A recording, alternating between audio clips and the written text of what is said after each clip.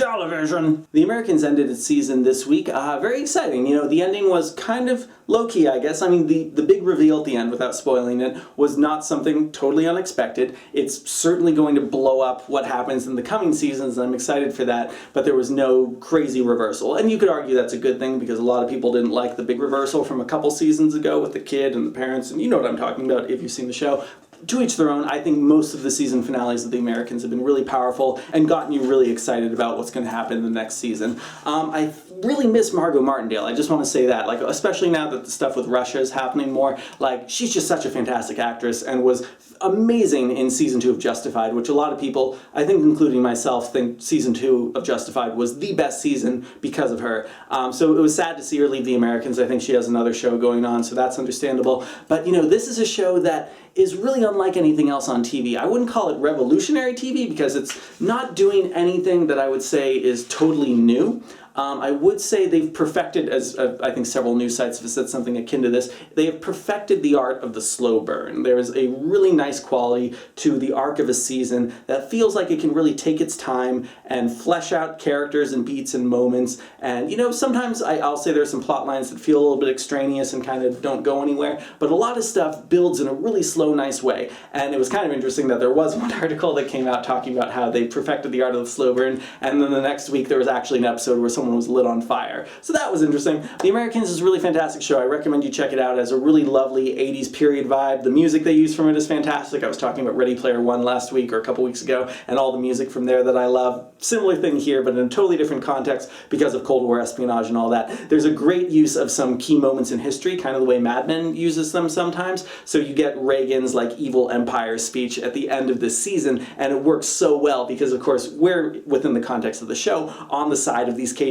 agents. We're following these Russians and, you know, in a weird way, rooting for them to do whatever they need to do to America, turn America Russian, or whatever their ultimate goal is. And to have Reagan's speech there about, you know, the evil empire of Russia at the end, and the way that it kind of reverses itself in that context where it feels like, you know, that could be what you see America as from their perspective. But then, you know, you look at what Philip and Elizabeth are doing in this show, and they are doing a lot of things you could describe as evil. They are killing people. They are torturing people in some contexts. And it's totally up to the viewer to decide whether or not they are justified in their, you know, patriotism and saying they're doing this for the good of their country. So anyway, check out The Americans. Love it a lot. This season, I think I'm giving 4 stars with a confidence of 3. Vikings, you've heard me talk about that a little bit. They ended their 3rd season, and my wife and I caught up like right before it ended.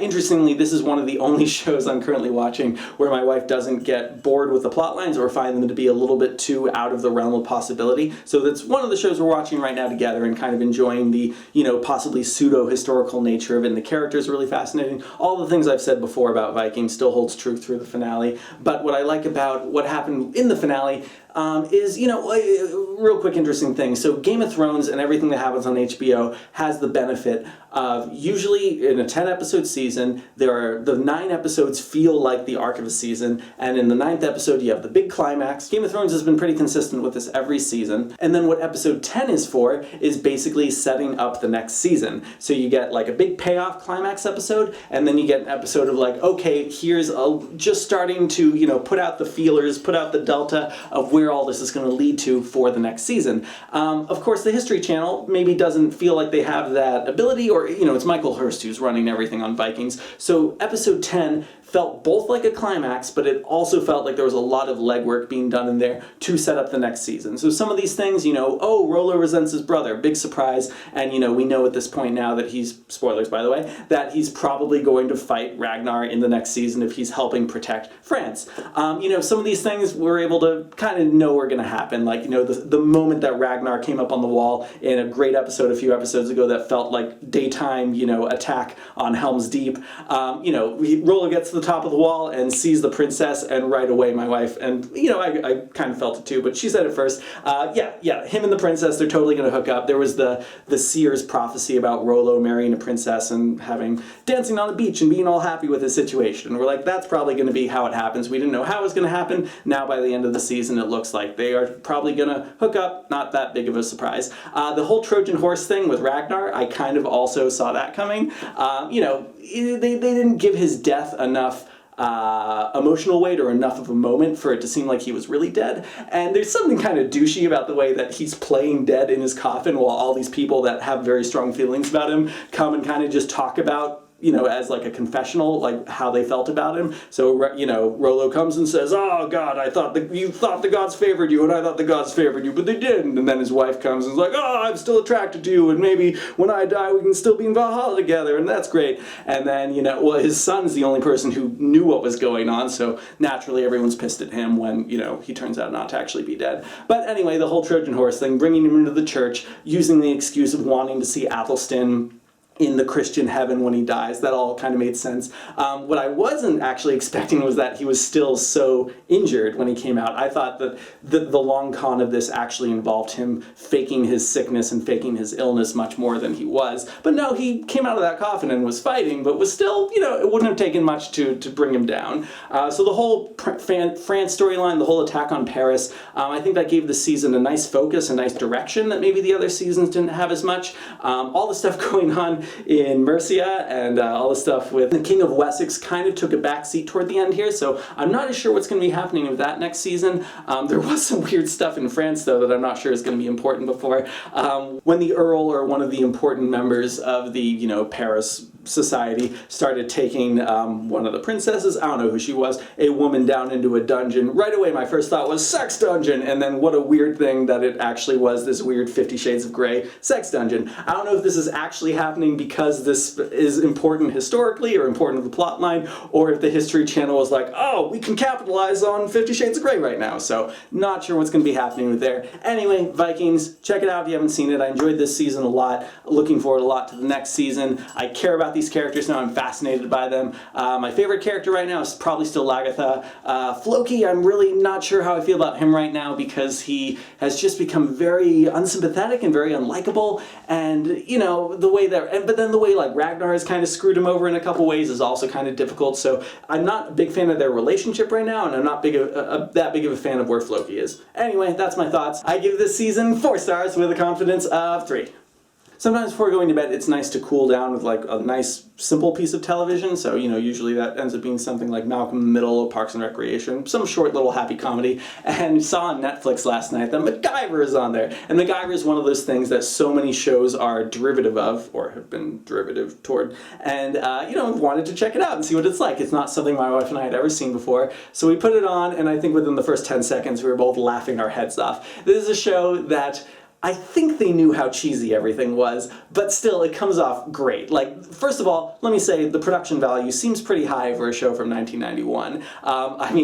High in a relative sense. Yeah, there's helicopters, there's also tons of technology, and by technology, it's lots of weird plastic control panels with lots of blinking buttons and lots of great extras just standing around pressing the buttons. My wife made the great observation that it's like, oh look, they have female scientists, yay, feminism! But then they're all kind of bimbos, so, 90s, I always thought of MacGyver in the way that, he's known for rigging things out of random things of equipment. I always thought that that was supposed to be a thing where you look at it and it's almost like the worst case scenario survivor's guide, if you've read that book, where you're going to be like, oh, he's so clever, wow, how did he think of that? But really, we're basing this totally on the pilot, but nothing he's doing actually makes any sense at all. Like, there's some very basic tools he could be taking with him around everywhere that would make everything he's doing a lot easier, and a lot of the stuff he's doing, like in the pilot, there's like, a laser beam infrared, detector thing going on, and it's blinking everywhere, and then he breaks binoculars, takes like, the lens out of the binoculars, and then touches the laser, and then all the laser stops moving because science, and then he points it at itself and it explodes, and that doesn't make any sense at all, but it's fun, and the acting is exactly what it needs to be for this kind of show, so I think we're probably going to watch a few episodes more. Another great one is there is a crack in a huge, like, multi-ton barrel of hydrochloric acid, and there's a crack in it, and MacGyver's like, haha, we'll take 5 chocolate bars and melt it down and plug that hole because the sucrose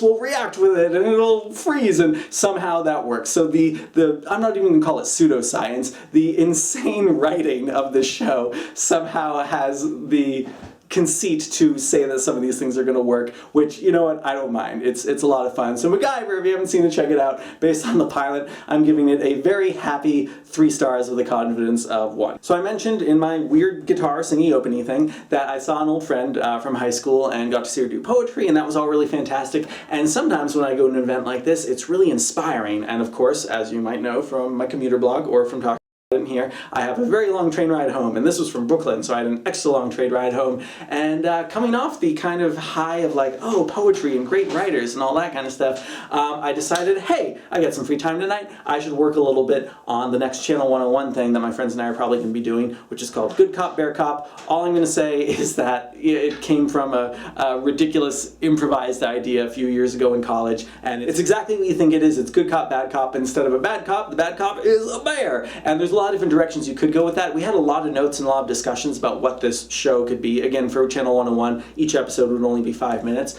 The take I decided to take is somewhere in between like Wilfred and Calvin and Hobbes, so it's this kind of, you know, adult with a magical talking animal friend, and the way I'm taking it is he only growls, Bear only growls, but then not only MacGyver, but everyone can understand him. Why did I say MacGyver? The way I'm doing it is Bear can only growl, he doesn't actually say any words. Everything he says while growling, though, is subtitled, and then everyone just understands him. So no explanation of that, just everyone understands what he has to say. But because he's a bear, he still has certain tendencies to do things like maul people, and so, you know, I wrote 2 episodes just on that train ride home, each about 5 minutes, but, you know, it's actually my first time. I realized afterwards, this is my first time actually writing something in a screenplay format. Interior, gay bar, night, you know, fade in, that kind of stuff. Camera pans. I didn't do that much camera work. But anyway, I'm actually kind of excited by my take on it. This is going to be a pretty big collaborative process, so it might end up very different from my first, you know, again, I wasn't looking at any of the notes we had before, and it's very possible someone on the team will be like, it's very important that we make Bear Cop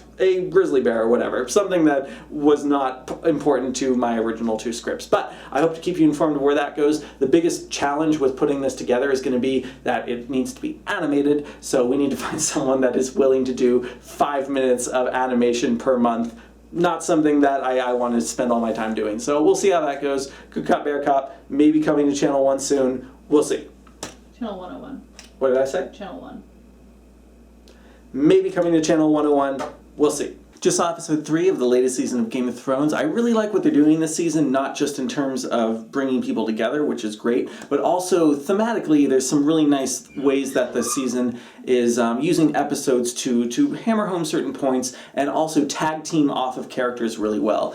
This episode in particular did a great job of setting up you to be thinking about a certain character right toward the end of another character's scene, and then bam, you're there. You're thinking about Sansa, and then you're at the scene with Sansa and Peter. You're thinking about Podrick and Brienne, and then there you are over with them, which is great. Every scene in this episode I think was fantastic. I love all this nice juicy material we're getting with Sansa and Peter and Pod and Brienne. Very cool to see Ser Jorah again, and now with Tyrion and Varys, and they're all mixed up, and I don't remember if this happened in the book. That's kind of a mystery for me. The stuff with Arya, again, I'm so excited about, and they're pacing it really well, and I like the little first step that we got in this episode, and it's a little bit reminiscent of when Arya first got to train with a sword, and, you know, everything with Needle and all that, and to be going back on that is really cool. Everything with Marjorie and Cersei is really juicy, and Jon Snow, who, like many of you, I've found to be a pretty bland, boring character for quite some time. Stannis has brought out some really interesting stuff in him, and now we got to see like a real character evolution beat in the beheading of the Night's Watchman, who was always a bit of a prick and was, you know, hanging out in the corner crying with the women in the Battle of Blackwater. And that was an interesting moment because it was very reminiscent of the first time we meet Ned Stark when he has to behead the guy that said that there were White Walkers and he abandoned his post on the Night's Watch. And, you know, you get that great speech from Ned Stark about how important it is to do the action yourself if you're going to, you know, behead someone, that you're the one that actually does it and you feel the weight of that. And we've seen Jon struggle with, you know, that kind of stuff in the past where he hasn't killed people that he, in theory, should have killed. And, this is the first time where, you know, even after he starts crying for mercy, it's like he has to do this or else the men of the Night's Watch won't respect him. So all sorts of great moments. I'm really liking this season. I love the fact that I don't know or I don't remember in many cases where it's going. It's really exciting. So great stuff there. 5 stars, confidence of 5. Just saw the latest episode of Mad Men this season. At a certain point in this episode, I had to kind of take a step back and be like, wait, is this like the penultimate episode? Because it really felt like it was starting to come toward an end game, and I'm excited to know that because we still have a few episodes left, this is only like the pre-end game. Like, we got this whole thing now going to McCann Erickson, this thing they fought for so long, all the major partners have kind of accepted it, and they're like, okay, we can do this, and everyone else at the agency is freaking out. So the obvious direction that it would seem the show would need to go to make everyone happy or have a triumphant ending is some kind of big pull the rug out from McCann Erickson and still get to be their own people, or, you know, somehow starting their own agency. The tricky thing is, and this episode actually felt like it had some repetitive beats in this way. This is all stuff that they've done before. We've seen the magic, you know, getting out from under their London office before and creating their own office. If the camera's shaking, it's because my cat is playing with the tripod right now. But yeah, so this episode was in danger at a few points where it's like, okay, this feels like we're rehashing some old things. But then to have the head of McCann Erickson there be like, guys, come on, you won. Like, you're going to get to handle some really huge accounts now. But of course, you know, strange that he didn't mention Joan. We don't know what's going to happen with Peggy. I do wonder what Peggy's end game is. Is she going to start her own agency? I can't see her just staying at McCann Erickson. There's a question here of, for all the characters in the show, there's the easy way out, there's the comfortable way, and then there's like what they really want to do. And I mean, I guess in theory, for a lot of the partners at least, they could be at McCann Erickson and do what they want to do. Someone like Ted, who is really sick of advertising, I'm sure he'd love to have someone else dealing with, you know, all of the administrative work, so to speak, and he can just be creative or whatever. But, you know, maybe we're going to find out next episode. Maybe we're going to see everything being absorbed, because most of these episodes in general tend to take place over a month, or, you know, they'll jump a month to get to the next episode. And so in theory, next episode we might be already at McCann Erickson, and we might find out it's a terrible place, which, oh, big surprise that would be. Anyway, not that much to say more than that. I love the final shot of the episode. It looked like the Last Supper, but it really does feel like we're closing in on the end of everything here, and it's very refreshing and exciting. And I got, real quick, very excited for a second when Don was looking for Diana. I thought when we opened the door and we have two clearly gay guys there, I thought he was going to say he was looking for Sal. No reason for that, but I really want to see Sal show up again. I know he's not going to, but that was a great character. Anyway, Mad Men, having a great final season, enjoying it a lot. 5 stars, confidence 5.